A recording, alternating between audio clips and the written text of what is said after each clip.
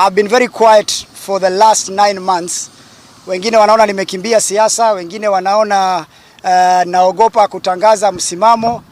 Ukiwa mgonjwa, other things can wait. My health come first. Kwa hivyo niko upande wa Mungu na wananchi. I've talked about a lot of things, including the extrajudicial killings, and I've said it should end, and it should never be practiced in this country. I've talked about issues to do with corruption. I've talked about issue ya the Deputy Inspector General. Mimi nasikia ati amerudi, nasikia fununu, sijui kama ni ukweli. Nasikia ati amerudi kwa ofisi. He should go home, and we are not going to allow him. A young man died in police station.